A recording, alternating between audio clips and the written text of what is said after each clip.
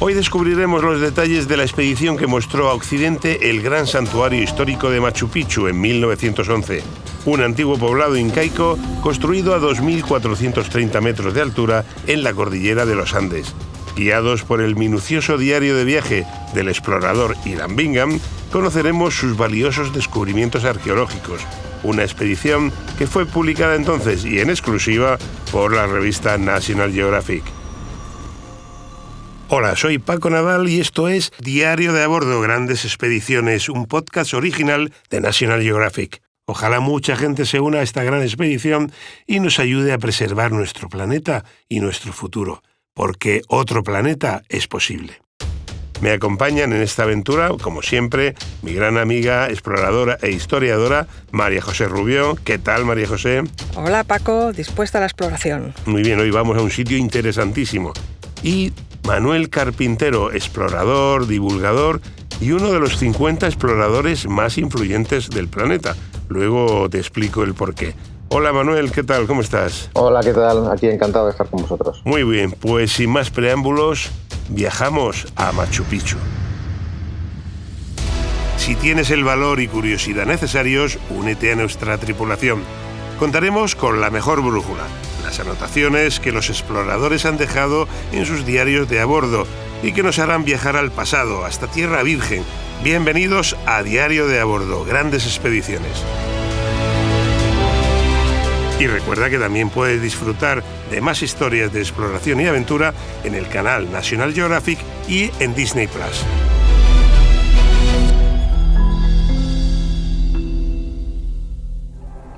Es 24 de julio de 1911. El día ha amanecido nublado y con una ligera llovizna. A primera hora de la mañana, el temporal no parecía prometedor y mi guía, un mestizo llamado Arteaga, parecía arrepentirse de mostrarme lo que anoche llamó unas ruinas incásicas muy bonitas. Finalmente, logro convencerlo con una moneda de sol de plata y salimos del campamento a las 10:07. También nos acompaña Carrasco, un escolta de la Guardia Civil cusqueña, que nos protege de un posible enfrentamiento con el pueblo indígena de los Ashaninka, defensores nativos que desde tiempos de los conquistadores españoles han protegido sus tierras ancestrales frente al hombre blanco. Llevábamos varias horas caminando por una vía de acceso escarpada y a la dificultad de ganar terreno entre la maraña subtropical había que sumar la presencia de nubes enteras de mosquitos. Finalmente vemos un claro en la selva y varias chozas. Un grupo de los Ashaninka nos mira con curiosidad. Son las 12:07 y nada parece temer un enfrentamiento. La familia nos ofrece amablemente agua fresca, camotes hervidos y un guía que nos puede conducir a las ruinas. El guía se llama Pablito Álvarez y es un niño de 8 años. Pablito nos guía por un camino que asciende por una escarpada montaña, donde distingo las terrazas de cultivo en escalera usadas por los Ashaninka y que sorprendentemente están sujetas por muros de piedra finamente labrados. Debemos estar a más de 2.400 metros de altitud cuando llegamos a lo alto y Pablito echa a correr por una impresionante meseta rodeada de montañas que flota por encima de las nubes bajas. Veo a Pablito a lo lejos, señalando el huerto que su familia cultiva. Mudo de asombro, comienzo a montar la cámara fotográfica sobre el trípode portátil. Pablito sonríe, creyendo que es el objeto de mi fotografía. Pero lo que estoy encuadrando está justo detrás de él. Y es que la ciudad perdida que durante siglos han buscado tantos exploradores está ante mis ojos. Lo que contemplo supera cualquiera de los mitos que se han creado en torno a ella. Es una extraordinaria ciudadela inca, plagada de templos, fuentes y edificaciones, y que ha permanecido oculta durante siglos, escondida tras las nubes, coronando una de estas altas montañas de los Andes. El relato que acabamos de escuchar pertenece al explorador norteamericano Hiram Bingham y forma parte de la crónica de uno de los encuentros arqueológicos más fascinantes del siglo XX. Se trata nada más y nada menos que del descubrimiento para Occidente del santuario histórico de Machu Picchu, una ciudad del Imperio Inca perdida durante siglos, plagada de mitos y leyendas, y que desde lo alto de su cima sobrevuela el valle sagrado de los incas. Y sobre ello vamos a hablar con nuestros dos colaboradores de hoy, con María José, nuestra historiadora, y con Manuel, que es uno de los escasos españoles reconocidos con el premio Explorer 50, que otorga el prestigioso The Explorer Club de New York, un galardón con el que se da visibilidad y apoyo a 50 exploradores que están cambiando el mundo. Manuel, quizás todos sabemos mucho de Machu Picchu, hemos visto, hemos leído miles de documentales, fotografías famosísimas, pero sabemos muy poco de quién era Hiram Bingham. ¿Quién era la persona que, yo no diría descubrió, porque la gente local ya había descubierto y sabía que estaba aquello allí, sino que sí divulgó y dio a conocer para Occidente esa maravilla que es Machu Picchu? ¿Quién era Hiram Bingham y cómo era la arqueología de esa época? Pues Bingham era un explorador y académico que realmente encarnaba a la perfección el espíritu de la aventura, ¿no? Mezclado con el rigor científico. Y también era un hombre pues, bien parecido, tiene una estatura bastante importante en aquella época, con 1,93, pues imaginaros, ¿no? Y sobre todo destacaban sus buenos modales. En casi todas las fotografías de sus expediciones, él y su equipo siempre aparecen ataviados con la última moda de la exploración, es decir, luciendo ropa de una prestigiosa marca, de Abercrombie & Fitch, y por tanto su figura de explorador sin duda inspiraría luego después a Steven Spielberg en la creación de un nuevo héroe para sus películas, al que todos nos hemos fijado, ¿no? Que queríamos ser ese Indiana Jones inteligente, ¿no? Entonces Bingham, aparte de todo esto, estudia en las universidades más prestigiosas de Estados Unidos, como la de Berkeley, Yale y Harvard, pero como no provenía de una familia rica y no podía costearse los estudios, pues el hombre se vio obligado a trabajar como ayudante de cocina o vendedor ambulante para poder mantenerse. Y aun con todo esto, pues entró como profesor en la Universidad de Yale, siendo uno de los pioneros en la enseñanza y en la investigación de la historia latinoamericana en Estados Unidos. Sí, vamos, lo tenía todo para ser un héroe de película, ¿no? Por lo que veo, ¿no? Y creo además, Manuel, que fue de los primeros en utilizar la cámara fotográfica, ¿no? Para la investigación arqueológica. Sí, fijaros que en aquella época era algo muy complicado. Pensamos que ahora lo vemos muy normal, muy obvio llevar una cámara fotográfica. Bueno, ya ni eso, ahora llevamos el móvil. Por eso te digo, pero en aquella época las cámaras eran súper pesadas y eran complicadas de manipular, y luego aparte los negativos eran súper sensibles a la humedad y a las temperaturas. Entonces, claro, en aquella época nadie había llevado, no era normal llevar una cámara, pero gracias a eso, gracias a esa aventura, ¿no? De llevarse una cámara a sus expediciones, consigue también el patrocinio de Kodak, que le permite llevar un sistema de revelado de la película portátil. Y yo creo que el gran éxito de este personaje, aparte de lo que descubre, ¿no? Como queramos llamar, descubrir o reconocer de nuevo, pues es la divulgación internacional que tuvo gracias a esta fotografía, ¿no? Este legado fotográfico que nos dejó. Sí, aquí en estos podcasts además hemos analizado otra famosa expedición, la de Shackleton, en la que quizá llegó a ser tan famosa o tan conocida porque llevaba un fotógrafo y porque fue la primera expedición a la Antártida que se documentó. O sea, la importancia de la fotografía sin duda hizo que el hallazgo de Bingham fuera aún mayor. De hecho, ese legado de 700 fotografías, que por cierto hay que señalar que National Geographic publicó parte de ellas desde la primera de sus expediciones a Machu Picchu en 1911, siguen siendo sin duda la referencia mundial de Machu Picchu. Esas instantáneas tan evocadoras, yo creo que hicieron muchísimo por magnificar la trascendencia de su descubrimiento. Pero decidme, y os lo pregunto a los dos, María José, Manuel, ¿cómo surgió la idea de la expedición y cómo fueron los preparativos de esta expedición de Bingham? ¿Buscando qué? porque él ni siquiera buscaba Machu Picchu, ¿no? Pues mira, Bingham, una de sus virtudes además debía ser las relaciones sociales y su saber hacer buenas amistades, ¿no? Porque según llega a Perú, con el objetivo que traía del descubrimiento de la ciudad, entra en contacto con el mismísimo presidente de Perú, Augusto Bernardino Leguía, que es el que le facilita muchísimo todos los trámites de la expedición, ¿no? Es el que le permite todas las licencias para ingresar el equipaje que traía, le firma todas las cartas de presentación para los prefectos de las provincias, le concede incluso una escolta militar que le va a acompañar durante todo el trayecto de las exploraciones, y también son estas relaciones con el gobierno las que le van a permitir después sacar los miles de objetos que él encontró en Machu Picchu y que fueron destinados a la Universidad de Yale, y que curiosamente Yale empieza a devolver ahora. Pero fíjate que después de ese encuentro con el presidente Leguía, el presidente de Perú, él emprende este viaje de 4 días en tren para alcanzar la ciudad de Cuzco, y desde allí, en los mismos andenes de la estación de Cuzco a donde llega, ya le aguardaba un personaje que va a ser clave en todo este redescubrimiento de Machu Picchu, que es otro americano fundamental llamado Albert Giesecke, que estaba allí como rector de la Universidad de Cuzco, había sido también contratado por el gobierno peruano para transformar la educación de Perú, y es sin duda este Giesecke el que le va a permitir el éxito de la misión de Bingham, porque este Giesecke también tenía, digamos, en su mente este mismo objetivo, ¿no? Esta misma ilusión de encontrar la ciudad perdida de los incas.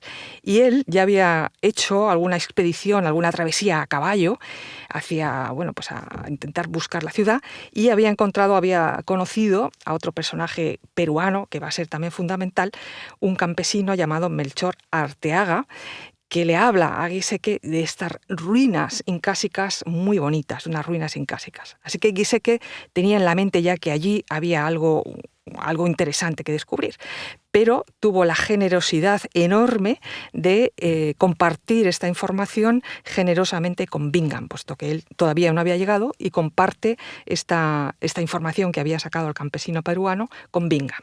Porque, Manuel, lo que él iba en realidad buscando era Vilcabamba, la última ciudad a la que se fueron retirando los incas conforme avanzó la conquista española. Él iba buscando esa Vilcabamba, había estado ya en Choquequirao, que son otras ruinas preciosas y que recomiendo visitar cuando se vaya a Perú. Bueno, no solo es Machu Picchu, hay muchas ciudadelas incas y la de Choquequirao es también espectacular, pero él iba buscando Vilcabamba, ¿no?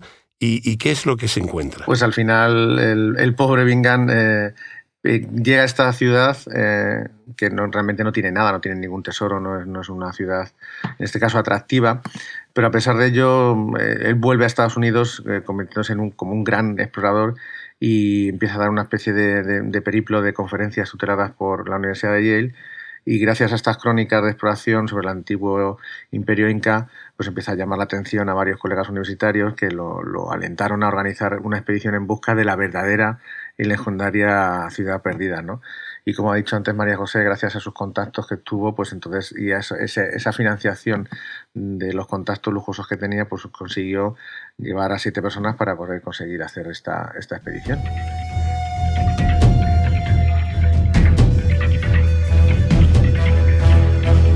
Bueno, pues después de volver a conseguir financiación para esta nueva expedición, y al revisar algunos mapas, Bingham descubre que la palabra quechua Huayna Picchu ya aparece en algunos de ellos, en referencia a la ubicación de una montaña.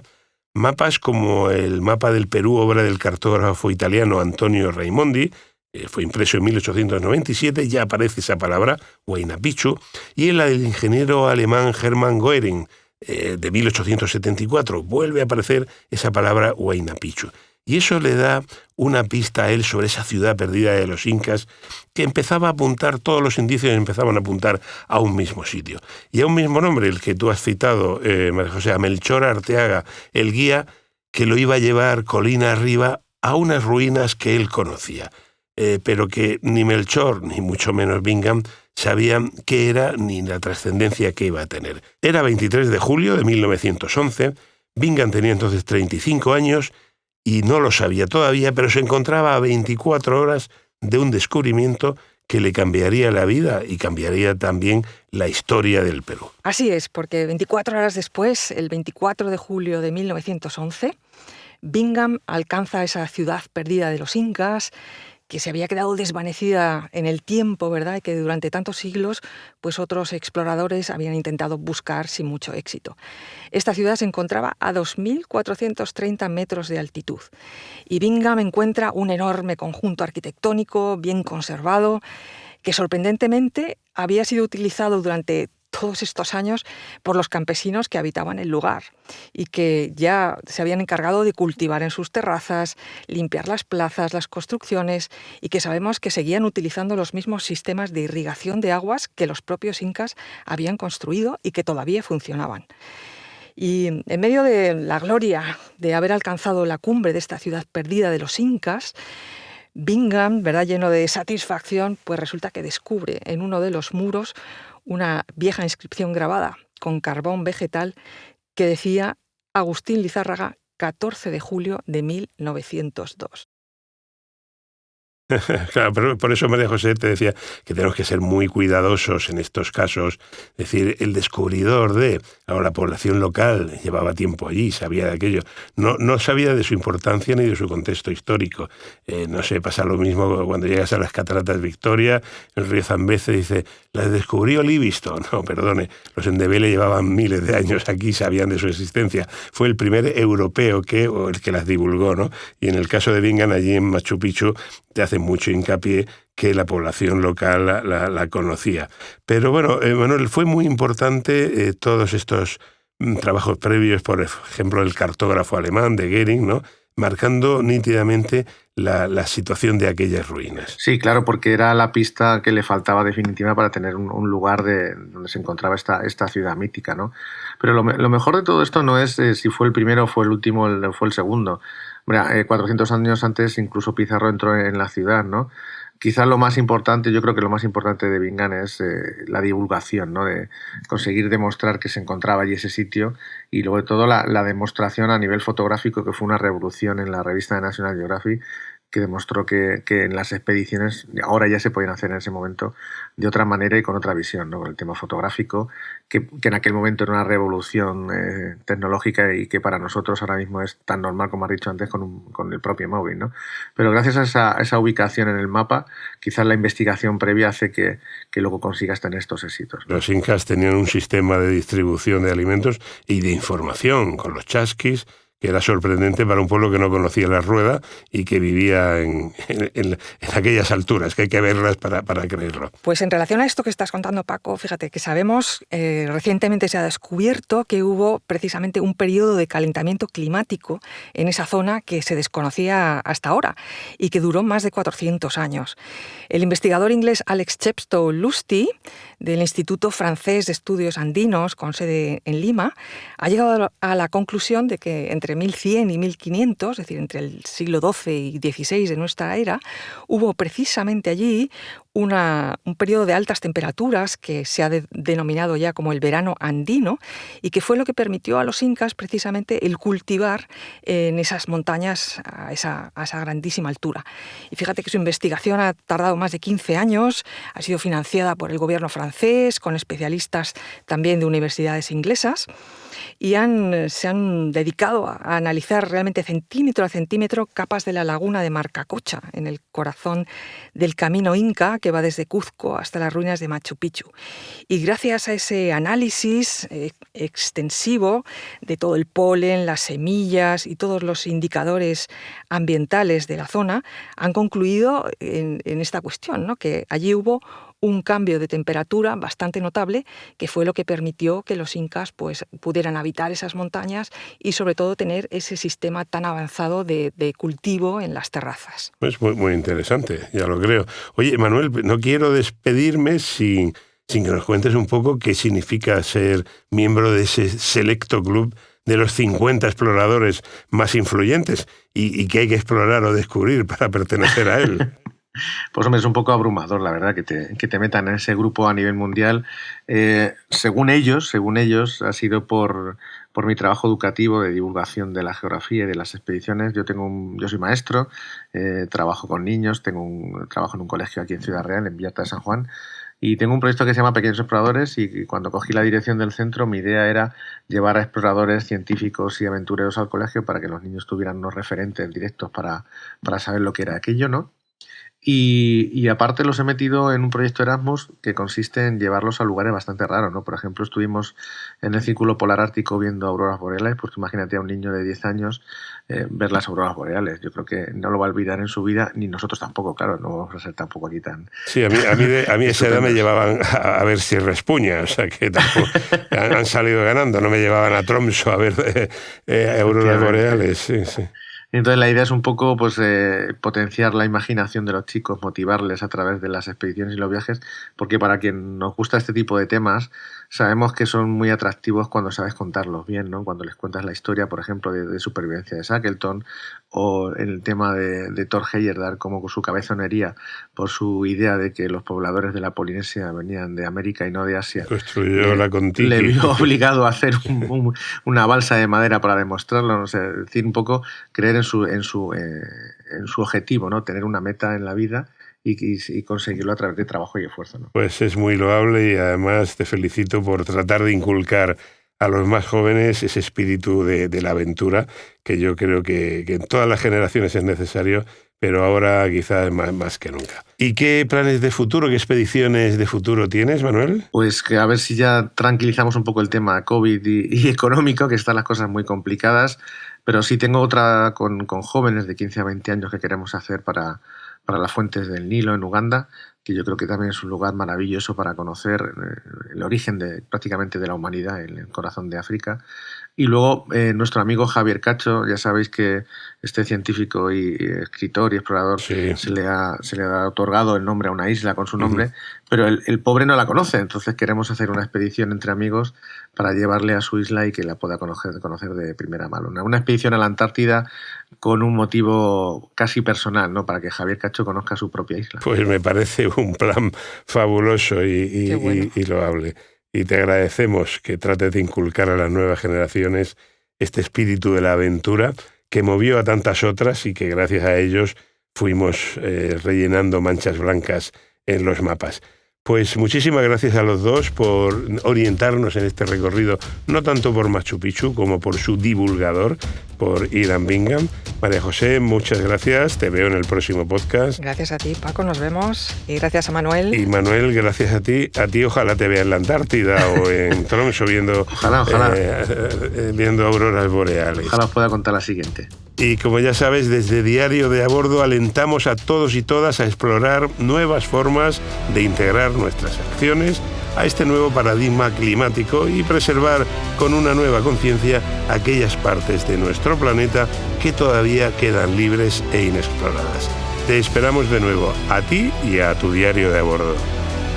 Y recuerda que también puedes encontrar más historias de exploraciones y aventuras en el canal National Geographic y en Disney+.